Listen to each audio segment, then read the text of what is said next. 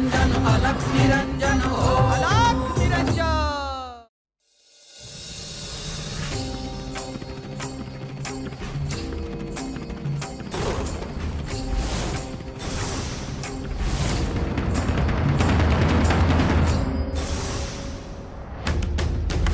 तर हा सुब्बाराव शत्रू आहे।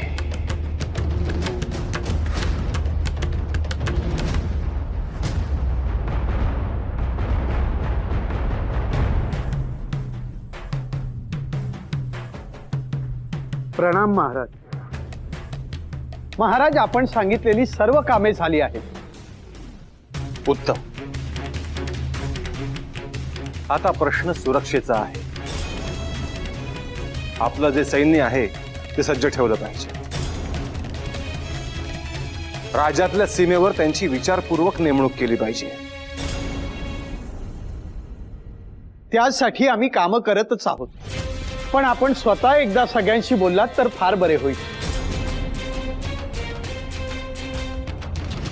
ते तर मी बोलेनच, परंतु मला आधी हे सांगा, हा सुब्बाराव नेमकं प्रकरण काय आहे? महाराज, पूर्वी त्याची टोळी होती।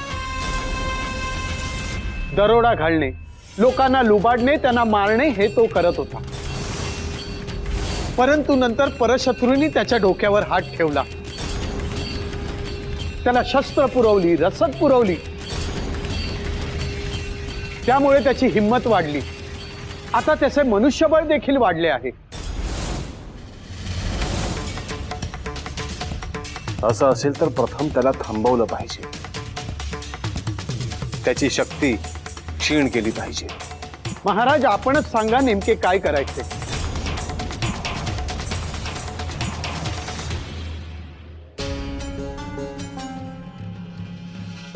मी प्रत्यक्ष युद्धभूमीवर उतरे।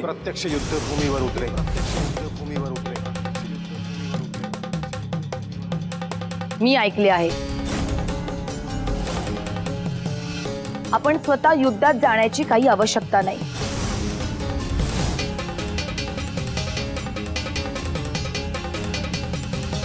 आपण त्यांना रणनीती ठरवून द्या, काय करता येईल मार्ग सांगा। रेवती, मला काहीही होणार नाही, काळजी नसावी। नाही स्वामी, तुम्हाला मी एकदा गमावलंय, आता पुन्हा ती चूक मी नाही करू शकत।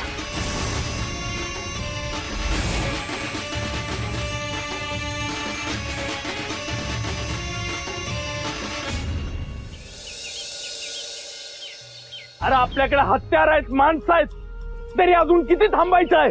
सुब्बाराव, सुब्बाराव, मी तुमच्यासाठी एक अशी वार्ता आणली, ती ऐकून तुम्ही माझ्या पाठीवर हात ठेवाल। बोल। संपत। होय होय।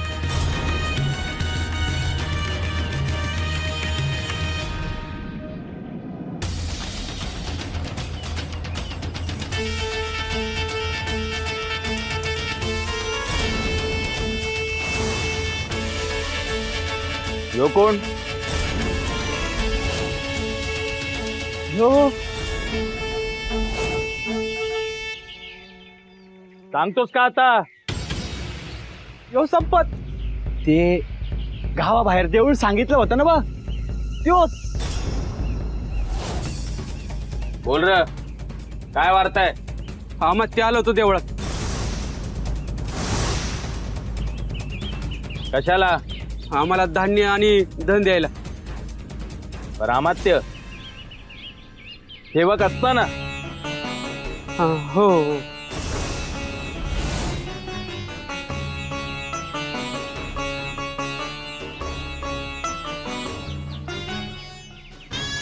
अजून काहीतरी आहे?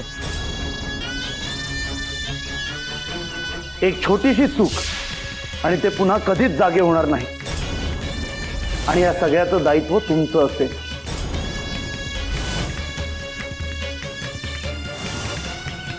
नाही, काय नाही, एवढंच.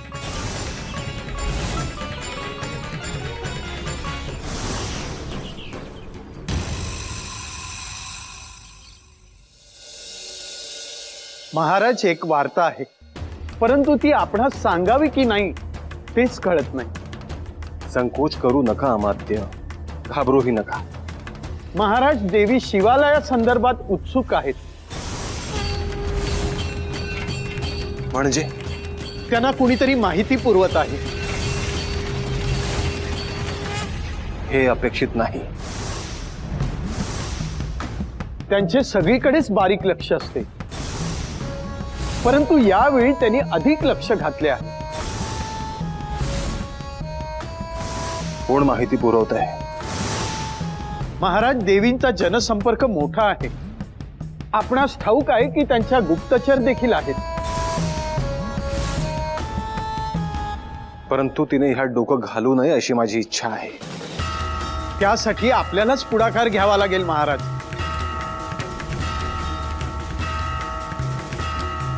मी तर शिवालयात जायचा विचार करत होतो.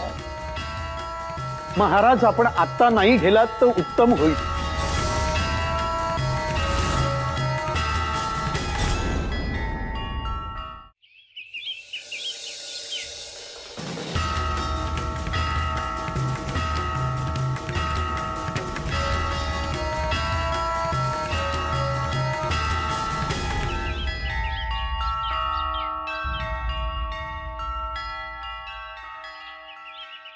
संपत, एवढा पाण्याचा हंडा भरून आणतो का?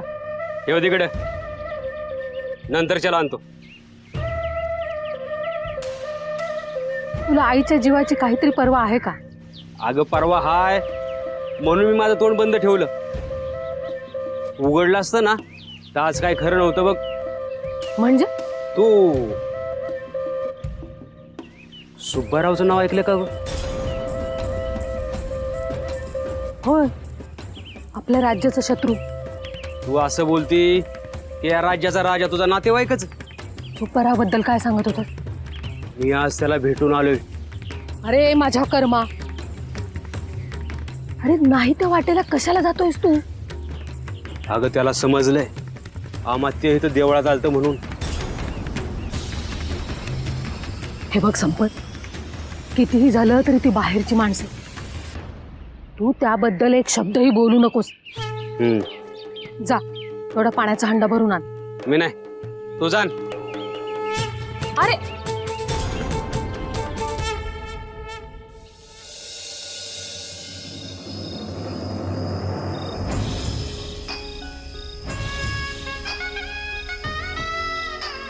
एक महत्वाची वार्ता आहे. सांगा. सुब्बाराव आज राजधानीत येणार आहे अशी गुप्त वार्ता मिळाली आहे.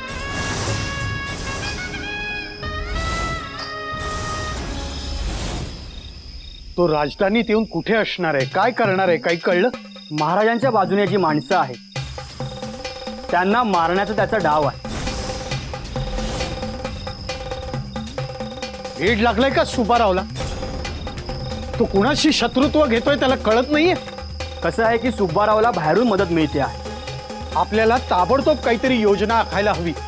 हो, आपल्या माणसांना मी सांगून ठेवलंय. महाराजांनाही सांगायला हवं. त्यांच्यापासून काही लपवून चालणार नाही. आपण लढू, पण काही बरं वाईट झालं तर बोलू. इकडे ये.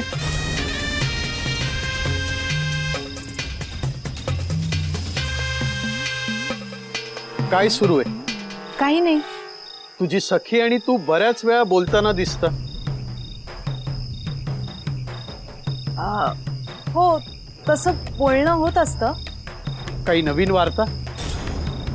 नाही, काही नाही. काही कळलं तर मला देखील सांगत जा. हो, नक्की. जाते. कुठे? देवींकडे. देवीना काहीही सांगताना सांभाळून. नाही म्हणजे काही चुकीची वार्ता जायला नको तुझ्याकडून देवींकडे. ओहो, नक्की नक्की काळजी घेईन मी. येऊ.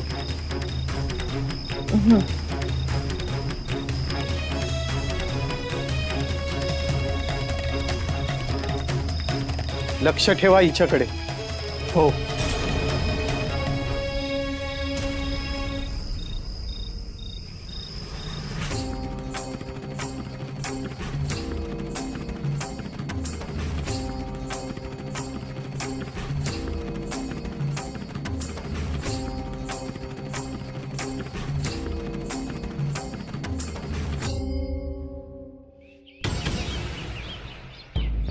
आई ते साधू कुठे आहेत का? दिसले नाहीत. आता मला कुठे माझ्या कामातून इकडे तिकडे बघायला वेळ मिळतोय. नाही म्हणजे भिक्षा मागायला जाताना पण दिसले नाही म्हणून विचारलं. काही कळत नाही, जेवत नाही, कधी कधी तळघरातून बाहेर पडत नाही. काहीतरी पाणी मुरतंय बघ. काही समजत नाही बघ. असली कसली योग निद्रा? मला काय खुली समजली का तू? काय म्हणायचंय काय तुला? हे बघ, त्या साधूचं आणि तुझं काहीतरी बोलणं झालंय बघ. तू माझ्यापासून लपवते. नाही, तसं काही बोलणं झालं नाही. नाही ना?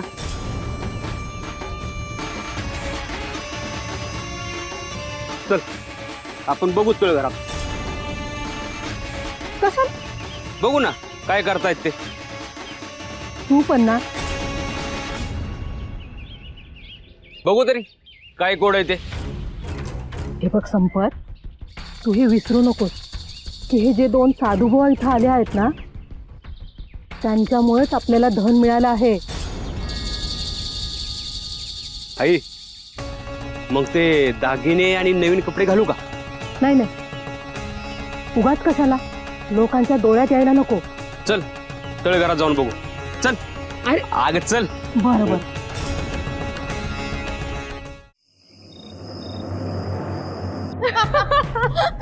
काय सांगते आहे? मी काय बोलू तुला? अगो तुला काहीतरी सांगायचं होतं. का? काय झालं? खूप मोठी वार्ता आहे का?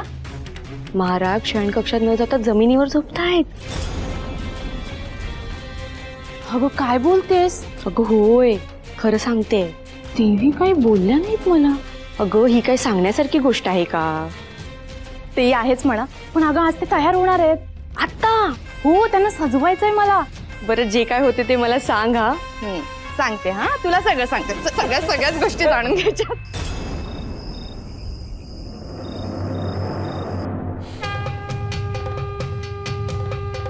गुरुवर, कसे आहात तुम्ही? राजवाड्यात तुमच्या कडेला सगळी अनोळखी माणसं आहेत. त्यात रेवती देवींसोबत तुम्हाला राहायचं आहे. राज्य असुरक्षित आहे. सगळीकडून तुमचीही परीक्षा आहे. मी मात्र माझे सगळे ध्यान तुमच्या देहाच्या रक्षणाकडे केंद्रित केले आहे.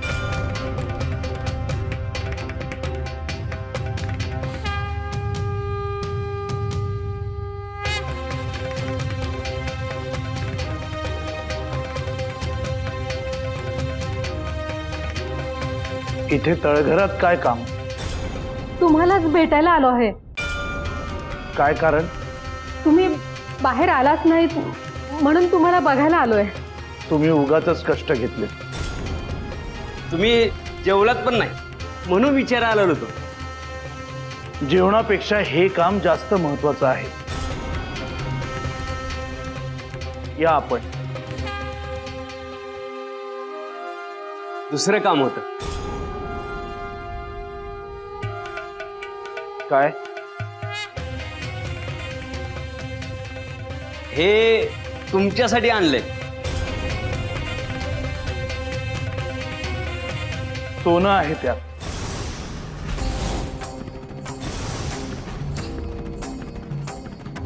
खरंच ओळखले की तुम्ही? ते विष इथे का घेऊन आला? अहो विष काय म्हणताय? अहो तुमचा वाटा तुम्हाला द्यायला आलोय.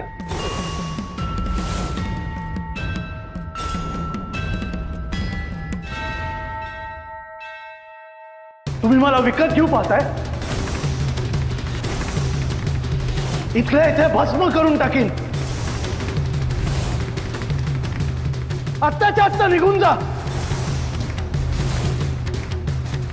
अहो तुमच्यामुळे आम्हाला हे धन मिळालं आहे, म्हणून त्यातलं तुम्हाला थोडं द्यायला आलो होतो. आणि जर मी ठरवलं तर हे शिवालय तात्काळ सोन्याचं करेन, परंतु मला त्याचा लोभ नाही आणि तो तुम्हीही ठेवू नका.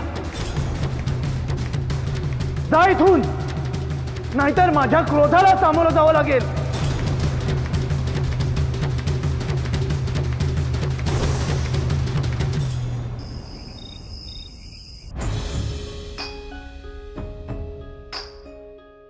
देवी, आता तुम्ही खूप छान सजला आहात आणि खूप सुंदरही दिसत आहात. थांबा, तुम्हाला दृष्ट लागू नये म्हणून एक बोट काजळ लावते. तुझं ना आपलं काहीतरीच. थांब.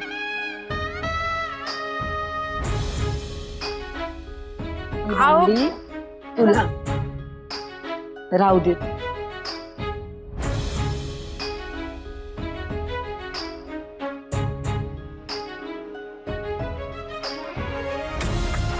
देवी, तुम्ही अशाच आनंदी आणि हसत राहा. महादेवांच्या मनात असेल. देवी, पण एक गोष्ट तुमच्या हातात आहे. कसली? अहो, राजवाड्यात अशी कुजबूज आहे की महाराज एकटे जमिनीवर झोपले होते. हो का? हो. आता महाराज तुमच्या सोबतच राहिले पाहिजेत. यापुढे अशी वेळ येणार नाही. आज नंतर सगळ्यांची तोंड बंद होतील. बघा, लोक दोन्ही बाजूनी बोलतील, पण तुम्ही मात्र दुर्लक्ष करा. एक काम कर, महाराजांना निरोप दे की मी त्यांना शयन कक्षात बोलवलं आहे. बरं, सांगते. आणि ते काय म्हणतायत ते आम्हाला सांगायला ये. हो.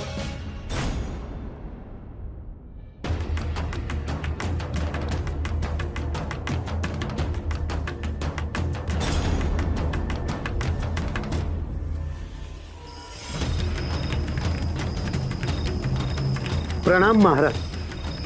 महाराज, बरं झालं आपण आलात. मी आपल्याकडे येणारच होतो. मलाही असं वाटलं की काही समस्या आहे. शत्रुपक्षाची काही वार्ता? होय महाराज. सुब्बाराव येतोय का राजधानीत? महाराज, आपल्याला कसं कळलं? ते महत्वाचं नाही. मग आता काय आज्ञा आहे महाराज? आपण वेश बदलून राजधानीत जाऊया. महाराज, आपण कशासाठी जाताय? आम्ही सैनिकांना घेऊन जातो आणि त्या सुब्बारावला पकडून आपल्या समोर हजर करतो. आपल्या माणसांच्या जीवाचा प्रश्न आहे अमात्य. तुम्ही तयार राहा, मी येतोच.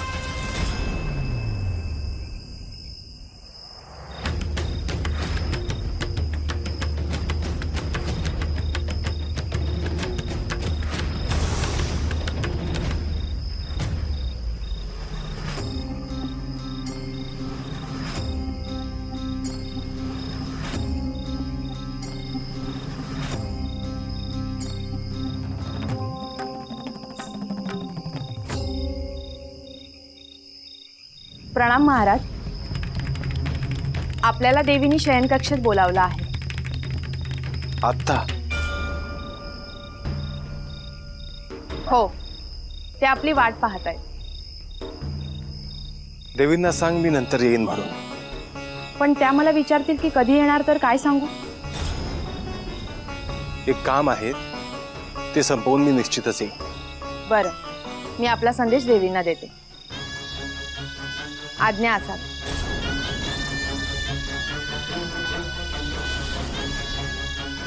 रेवतीला समजलं आहे की मी जमिनीवर झोपतोय. मी तिच्यासोबत राहत नाही. आता तर तिने पुढाकार घेऊन स्वतः मला बोलावलं आहे. जर मी आता गेलो नाही तर तिला निश्चितच दुःख होईल. परंतु राजधानीत जाऊन शत्रूला पकडणंही तितकंच आवश्यक आहे.